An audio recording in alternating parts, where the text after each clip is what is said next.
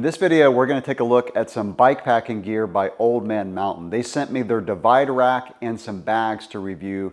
Now, up until now, I've been using Ortlieb bags and racks for my bike packing, particularly their quick rack, which comes on and off the bike in seconds. That rack is rated to 44 pounds.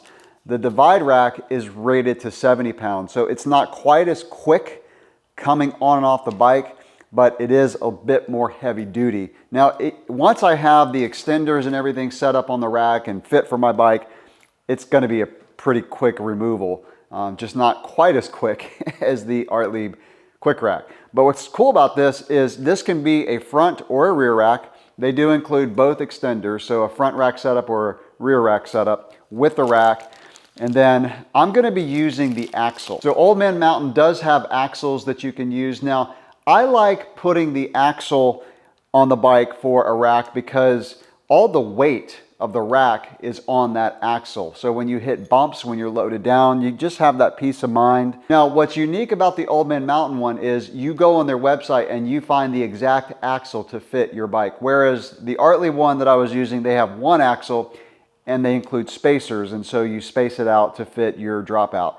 But this one is to fit my Niner Sur9, and that's what we're going to be using. And the Sur9 does have bosses for a rack. They also sent me their seat post installation kit. So this seat post mount by Old Man Mountain allows you to install a rack on a bike with no bosses at all. So with the axle and the seat post mount, again, you don't need bosses on your bike. And I like showing this so it's just more versatile. So what I'm gonna do is I'm gonna get the rack on. I'm not gonna show me installing it. They have videos on their website of how to do that. So I'm gonna follow their videos. I'm gonna get this thing set up, and then I'm gonna talk about how the installation went. And then I'm gonna show you the bags, but more importantly, I'm gonna go on a bike packing trip, just a one-nighter, and we're gonna use the bags, and I'm gonna talk about how they work. As I'm doing this install, I'm going to show how the seat post mount works because I'm actually going to change my strategy and use the bosses on my frame simply because the extender does bend in a little bit when you're using the seat post mount because it has to come in more. And so I think it's going to be just a little bit cleaner. So since I have the bosses on the frame, I'm going to take advantage of it and use the bosses. But I do want to show, so basically all you do is you bolt the extender onto the rack and then bolt it up to either the seat post mount or also the bosses, or they include pucks so you can mount it on a full suspension bike. And I did not mention that at the beginning of the video, but this Old Man Mountain rack will also fit on a full suspension bike, using the axle that I'm going to show when it's all done, and then using the pucks just to zip tie it onto your full suspension frame. So super versatile rack, front, rear, no matter what type of bike you have, you can pretty much fit this rack on it. So I'm going to continue this install and then I'll show you when it's all done. Install was really straightforward. All you have to do is slide in the axle. So you take out your current axle, slide in the one from Old Man Mountain, which is a Robert Axle Project axle, and you put on the drive side axle end after you get the axle through, and then you just bolt the rack onto it. You put the dropouts onto the rack, and then you slide the rack onto the axle, and then you install the rear extenders. And once you have the rear extenders installed, so that's like a one-time installation, as are the dropouts, and it's got different holes for 26 or 29 or 29 plus, whatever. And so they show on the video which holes to use for what size bike, which is really easy. So again, once you have those installed and the extenders, taking the rack on and off the bike is really just a matter of unbolting it to the axle ends and then unbolting it from your bosses or seat post mount or whatever.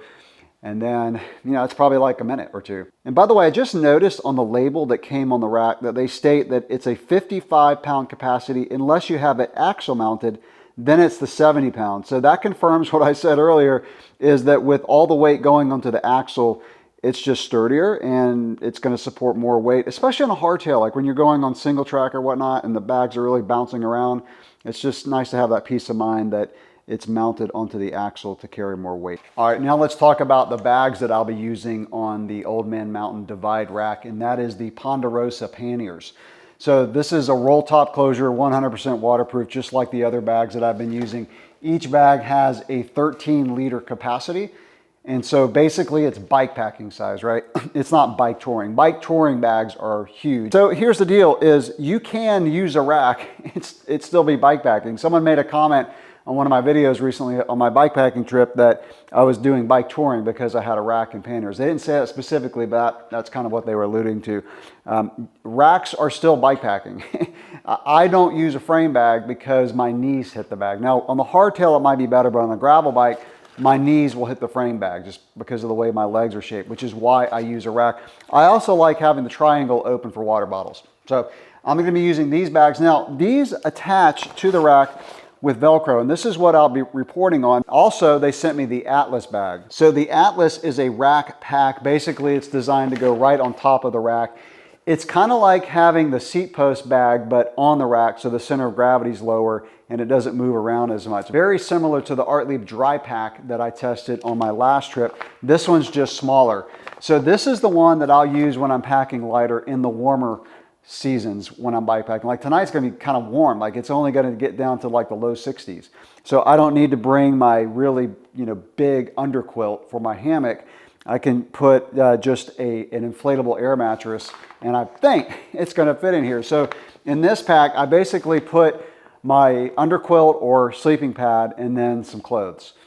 So I think we're going to be able to fit it, but we'll give it a shot. I also like the fact that it has bungees on the top, and I put my shoes just bungeed on top. That way, when I get to the campsite, I can take off my cycling shoes, put on my Crocs or whatever I'm carrying for that trip. So I'm going to load this bike up for my overnighter, and I'll show the bags on the bike, and then of course after I ride today for 4 hours, I'll let you know how the bags did. All right, so I want to show the setup now that I got to the campsite. So everything did great.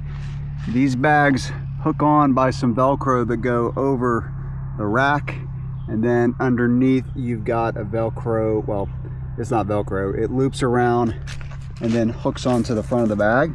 And that keeps it really secure. Like it's super secure. I really like this bag. Inside here, I've got my air mattress and clothing. If I had to fit my big cold weather underquilt, I would not be able to use this bag. It just wouldn't be big enough. But for the warmer seasons, great. I like the flat surface on this Atlas pack to be able to strap shoes. So I have my Crocs on now, but because I just stopped by a little house and rinsed off, but I had the Crocs on there, stayed really secure.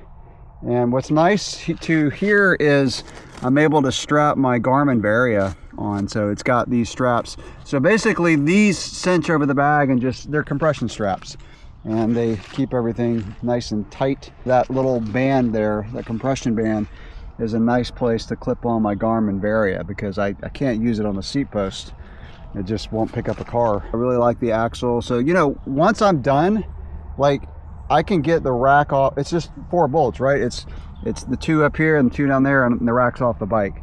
Of course, I can leave the axle on if I wanted to, just for my everyday riding, and then put the rack back on just in a minute or two. Okay, so I'm going to close out my review of the Old Man Mountain bags and rack. Work great. So the bags, there's the Velcro. Again, it just goes over the rack, and this goes on the bottom. I love that they're waterproof. Now everything's so dusty right now. I'm just going to hose them off.